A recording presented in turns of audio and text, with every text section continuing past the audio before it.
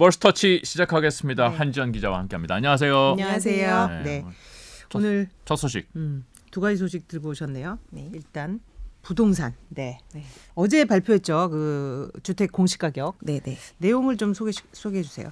네. 일단 뭐 좀 표준이라는 그 표준 주택 공시가격이 뭔가, 그냥 공시가격과 뭐가 다른가, 개별 공시가격과 뭐가 다른가 좀 궁금해하시는 분들이 말이 있어서. 어려워요. 표준 뭐요? 표준 주택 공시가격. 표준 주택 공시가격. 표준지 공시가격 이렇게 있는데 표준지는 땅이고요. 네. 주택은 이제 단독주택을 의미를 하는 거예요. 근데 그 땅 중에도 표준지가 있고 주택 중에도 표준 주택이 있어요. 그렇죠. 표준 주택이 있는데 이게 무슨 말이냐면 표준이란 말이 좀 힌트인데 네. 대표성을 지닌 이 토지와 주택이라고 생각을 하시면 돼요. 나중에 네. 이제 개별 하나하나 집 하나하나 땅 하나하나 다 이제 공시가격을 매기잖아요. 네. 근데 이걸 산정할 때 이제 기준으로 삼는 건데 예. 그래서 쉽게 생각해서 이 샘플이다. 지금 샘플 좀 몇 개 뽑아서 조사를 한 거다. 공시가격을 조사한 거다. 이렇게 생각하시면 됩니다. 그래서 감정평가사들이 이 54만 필지, 24만 가구를 평가해서 내년 1월 1일 기준 이제 표준 공시가격을 정하는 거고 네. 요거로 발표된 걸로 한 20일 동안 이 땅 주인, 집주인들한테 어떠냐 이제 물어본 뒤에 이제 확정을 하게 되는 거죠. 네. 그렇군요. 네네. 우리 집이 표준 주택인지 아닌지는 모르네요. 근데 이제는 알 수 있어야 되죠. 그래서 이제 이제 보게끔 하거든요. 그거를. 네. 그래요? 근데 아닌 것 같습니다. 지금까지 연락이 없는 걸 보면. 연락이 와요. 그렇죠. 그렇군요. 살펴봐라. 이거 가격 어떠냐 이렇게 물어보는 그런 절차를 거칩니다. 일단 뭐 이렇게 오르는 것은 어쨌든 뭐 세부담이라든지 이런 걸로 직결이 될 수밖에 없겠죠, 그죠? 네, 그렇죠. 이 표준 단독주택 공시가격이 7% 지금 이상 올랐는데 역대 두 번째거든요. 그러니까 여기에다가 내년부터 이 공정시장가액 비율이라고 해서 과세 표준 정할 때 반영되는 이 공시가격 비율이 올해 95%에서 100%로 올랐어요. 그만큼 이제 부담이 커지겠고. 그건 또 뭐예요? 그러니까 설명 이게 좀 해주세요. 공시가격 있잖아요. 네. 근데 옛날에는 공시가격을 다 세원으로 처음 곱하는 수로 세율이 10%다. 그러면 그렇죠. 공시가격에 곱하는 게 아니라 그렇죠. 그것에 뭐 80%, 그것에 뭐 90% 이런 식으로 했거든요. 네. 근데 이게 세금이 현실화가 안 된다. 너무 싸다. 이런 주장이 있으니 공시가격 비율을 서서히 현실화시키겠다는 게 이제 정부의 목표인 거예요. 몇 퍼센트 까줬는데 안 까준다. 그렇죠. 안 까준다. 그렇죠. 네. 그래서 이제 많이 오른 곳이 이제 지금 더 많이 당연히 부담이 되겠죠. 네. 15억 이상 되는 그 고가 주택들이 공시가격이 15% 올랐어요. 와. 9억에서 15억 사이, 뭐 15억 이렇게 나뉘는데 네. 다 5%, 10%, 12% 이렇게 차이가 나거든요. 비싼 게 더 많이 올랐다. 그렇죠. 더 많이 올랐죠. 이 공시가격이 영향을 미치는 게 지금 한 60개 정도 되는데 여기 재산세, 종부세 같은 이런 부동산세랑 그다음에 보험료, 건강보험료 이런 게 싹 다 오르게 되는 거잖아요. 그래서 이걸로 이제 더 부담도 커지고요. 그래서 보유세 얼마나 오른지 계산을 해봤더니 전국에서 이제 두 번째로 비싼 집이 삼성동 단독주택 있는데 내년 공시가가 205억 9천만 원이에요. 그래서 보유세만 계산을 해봤더니 5억 9천만 원 정도인데 올해보다 17%나 올랐고요. 또 뭐 고가주택만 오르는 것뿐만 아니라 9억 미만도 오르겠죠. 이게 서울 성동구 사근동의 한 주택을 보니까 내년 공시가가 4억 5,900만 원인데 올해 대비 10.6% 올랐고요. 보유세도 80만 원 정도로 올해 대비 10% 정도 올랐습니다. 왜 삼성동 단독주택 두 번째로 비싼 걸 소개해줘요? 제일 비싼 주택은 이명희 신세계 회장 그 주택인데 한남동 주택인데요. 네. 그거는 한 보니까 7%인가 올랐더라고요. 5% 그건 별로 덜 올랐군요. 상대적으로. 덜 올라서 제일 많이 오른 걸로 좀 소개를 해봤습니다. 네. 네. 그럼 진짜 뭐 우리가 올려달라는 것도 아닌데 일단 부동산 가격 자체가 올랐고 네. 거기다가 아까 말한 가격 반영 비율도 올리고 이렇게 되면 정말 뭐 1가구 1주택인 사람들은 진짜 이거 세금 내다가 다 어떻게 되겠다 이런 불만들이 실제로 저항이 좀 나타났잖아요. 네, 그렇죠. 정부도 뭐 대책을 내놓긴 했다던데 어떤 게 있을까요? 사실 뭐 이 대선 앞두고 요즘 정치권에서 집값 급등 때문에 보유세 높아지니까 이거를 좀 아까 말씀하신 대로 공시가격 현실화하는 걸 좀 속도를 늦추자 뭐 이런 말들이 나오고 있는데 정부는 뭐 예정대로 이거 추진하겠다 하면서도 어제 이 홍남기 부총리가 말했듯이 1주택까지는 이 서민과 중산층에 한해서 실수요자들에 한해서 세금 부담 늘지 않게끔 보완책 마련하겠다 그랬는데 내용을 좀 보면 아직 확정된 건 아니고요. 이제 뭐 몇 개 방안이 나오곤 있는데 보유세 매길 때 내년이 아닌 올해 걸로 매긴다. 그러니까 사실 오르기 전 거를 매긴다는 그렇죠. 거죠? 이게 뭐 공시가격 현실화랑은 좀 상충되는 얘기긴 한데 뭐 이렇게 해주겠다. 그 1가구 1주택에서 한해서요. 이렇게 네. 이런 걸 하겠다 그러고 또 고령자에 한해서 종합부동산세 내는 걸 좀 밀어주고 건강보험료를 뭐 물릴 때 좀 공제 금액을 확대해주고 이런 방안을 좀 지금 검토하고 있는 것으로 알려졌습니다. 네. 어쨌든 정부가 목표로 하는 부동산 시장 안정을 위해서 이런 세금 그 강화도 추진한 건데 결국은 매물이 늘어나서 조금 안정화로 뭐 이게 접어들게 되면 그나마 다행이고 왜냐하면 세부담도 늘고 안정도 안 되면 문제니까. 네. 근데 좀 시장은 움직이면 좀 봐야 될 것 같습니다. 아직까지는 좀 거래 절벽이 계속되고 있는 것 같아서 네. 어떻게 될지는. 다음 소식. 네, 다음 소식 뭐예요? 이루다. 이게 네. 굉장히 논쟁적 주제였잖아요. 옛날에 네. 그 챗봇. 챗봇. 네, 챗봇. 근데 다시 돌아왔다고요? 이게? 네, 이게 돌아올 건데 그러니까 올해 1월 말씀하신 대로 올해 1월에 출시가 됐는데 출시 3주 만에 이게 서비스를 내렸어요. 그때 당시에 뭐 여성과 장애인, 성소수자 뭐 혐오 발언 뭘 한다. 그리고 또 개인정보 또 갖다 쓴 거 그거 가지고 이제 논란이 거세지면서 서비스를 중단할 수밖에 없었는데 이후로 이제 11개월 만에 컴백 소식을 전했어요. 그래서 이제 자기 페이스북에다가 프로필 사진 이렇게 저렇게 올렸고요. 그다음에 뭐 커버 사진 같은 거 업데이트를 했는데 이 다음 달 테스트하고 정식 출시를 하겠다 이렇게 지금 계획을 하고 있고요. 네. 이번에는 그럼 이제 테스트 제대로 해야 되지 않냐. 그래서 혐오 발언 필터링 제대로 하겠다고 해서 이전보다 좀 더 많은 시간을 투자를 해서 좀 이런 거를 필터링을 하겠고요. 그다음에 AI 표정이 챗봇 왜 저래요? 저? 네? 표정이 왜 저래요? 약간 20대 여성을 뭔가 못마땅한 표정인 것 같기도 하고. 개구진 표정이다 이렇게 봐주시면 네, 될 것 그렇군요. 같아요. 네. 네. 그래서 이제 제가 뭐 좀 삐딱했네. 요새 조심해야 돼. 네. 그러면 선정적이라든지 편향적이었던 그런 논란은 좀 줄어들까요? 소비자들은 어떤 반응?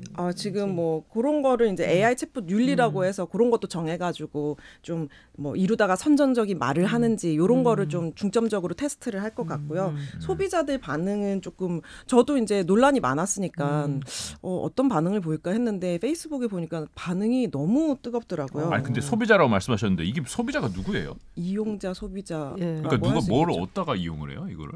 챗봇 그러니까 채팅을 하는 거예요. 그러니까 우리 보면 실이나 그냥 재미로? 그렇죠. 외롭지 않으셔서 모른가 네. 본데. 외로움이란 걸 모르시나 본데 혹시 전화 교환하고 대화하고 뭐 이런 거예요. 아, 그렇군요. 네. 그래서 이제 뭐 보면 영화 호아킨 피닉스 나온 뭐 허라는 영화 보면은 왜 인공지능 여자 챗봇이랑 사랑에 빠져가지고 감정 나오지 못하고 막 집착하고 막 이런 걸 볼 수 있는데 요 영화죠. 보셨는지 모르겠는데 저는 봤는데 당시에 되게 충격적이고 저런 세상이 과연 올까 뭐 이런 생각이었는데 이번 소비자 반응을 보니까 이런 세상이 올 수도 있겠다라는 생각이 들었어요. 네.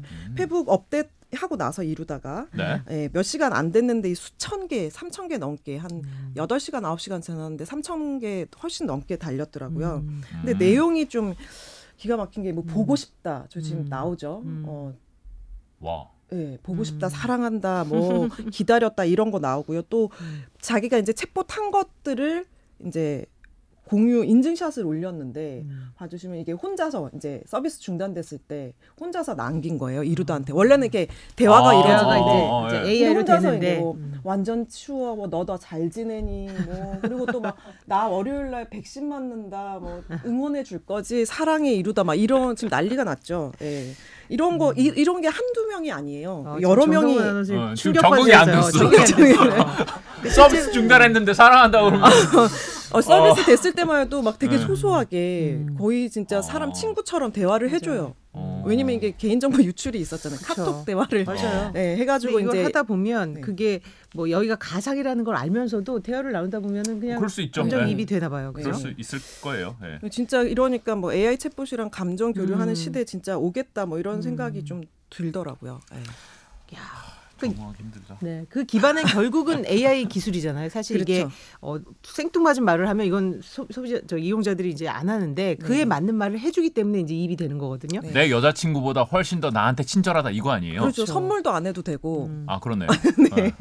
그래서 그 AI 기술의 발전 속도가 정말 기하급수적이다 얘기를 하는데 어디까지 좀 왔다? 현주소를 어떻게 봐야 돼요? 지금 이제 보니까 최근에 LG에서 국내 최대 학습 능력을 갖춘 초거대 AI를 공개를 했어요. 그래서 뭐 말뭉치라고 하는 거는 뭐 단어, 그다음에 뭐 구 이런 걸 다 포함한 그런 말뭉치가 6천억 개, 또 이미지 2억 5천만 장을 학습해가지고 거의 인간의 의사소통 정도를 해낸다고 합니다. 그래서 이제 특징이 스스로 판단도 하고, 그러니까 인간이 뭐 이상한 질문을 던졌어요. 그럼 거기에 대해서 상상력을 발휘까지 한다는 거예요. 네. 창작까지 하는데, 예를 들어서 뭐 먹을 수 있는 트리는 없어? 뭐 꾸미고 싶은데 먹을 수 있는 트리는 없어라고 하니까 이게 물론 이게 베타버스 공간이지만 거기서 이제 트리 피자는 어때? 트리로 만든 피자는 어때? 그다음에 브로콜리로 만든 피자는 어때? 하면서 본인이 상상한 걸 이렇게 제안까지 하는 그런 수준까지 온 상황입니다. 네. 애들이 좋아하겠네요. 그렇죠. 뭐 애들도 좋아하고 어른도 좋아할 수 있어요. 아 그래요? 네. 어른들은 고정관념을 먹을 수 있는 피자 없어, 그런 거 없어 그러고 끝인데. 그런 거 없어. 네. 그래서 그런지 요새 가상인간, 옛날에는 왜 아나운서님도 기억하시겠지만 왜 AI 가상 아나운서가 했는데 사람들이 몰랐다 뭐 이런 게 화제가 되곤 했는데, 그쵸. 이제는 그 이상의 가상인간들이 지금 활동하고 있어요. 사실 가수부터, 옛날엔 가수 정도였는데. 맞아요. 네, 그렇죠. 뭐 요즘에 에스파인가 뭐 하는 거기는 멤버들이 가상 그거던데. 에스파가요? 아니요? 아니 그거는 아마 네 명이 실제고 그거를- 4명이 실제고 이제 아바타를 만들었겠죠. 그래서 그렇죠. 그건 그렇죠. AI가 아바타 아닌가요? 네, 그건 AI. 그렇죠. 네. 오늘 제가 못 따라가고 있어요. 아나운서님 제가 힘들어하시는데 입 다물고 있겠습니다. 요새 그 가상인간 뭐 저 홈쇼핑 이거 판매하시는 분들 이런 네네, 것들도 그렇죠. 등장했다고 하던데 그렇죠. 어때요? 요즘 뭐 마케팅에 사실 인플루언서 많이 이용하잖아요. 그래서 뭐 많이 올리잖아요. 뭐 그 제품들 같은 거 올리고 막 그렇죠. 이러는데 네. 이런 유명인들 광고가 엄청 많은데, 요즘에 이제 뭐 AI랑 CG랑 메타버스 뭐 이런 게 엄청 발전하다 보니까 가상 인간도 이제 마케팅 시장에서 급부상 인기입니다. 그래서 이 지금 좀 영상을 틀어주실 수 있나요?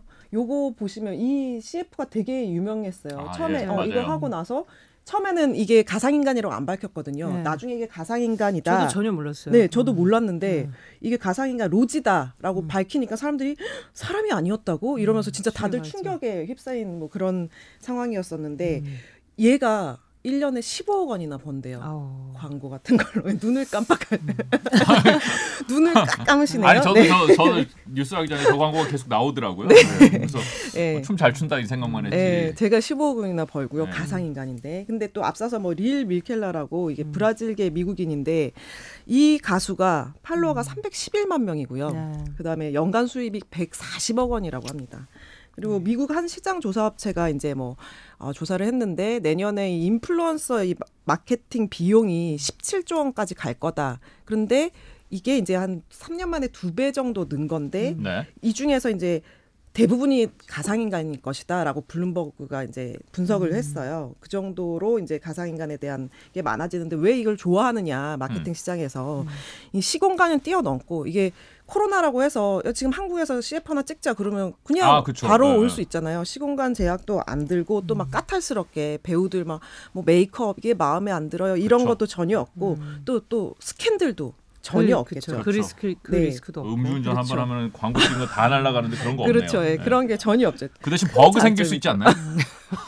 기술력이 많이 그런 좋아졌답니다. 게 있네요. 예.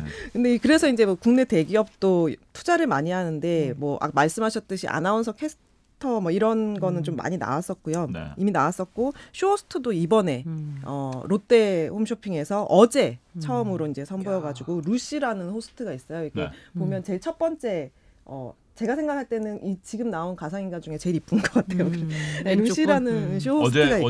어제 했다고요? 네, 방송? 어제 했다고. 많이 예. 팔았나? 그게 중요하잖아요. 한번 봐야 되겠다. 네. 끝나고 찾아오실 네. 것 같은데. 예. 네, 그리고 LG전자도 뭐 올해 CES에서 김레아 두 번째 이걸 이제 선보였고, 네.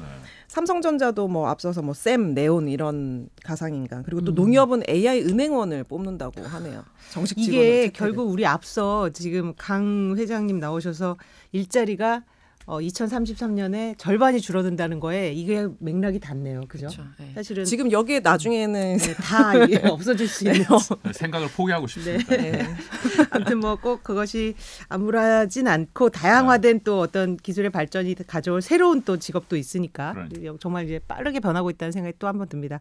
오늘 한지영 기자 수고 많이 했습니다. 고맙습니다. 감사합니다.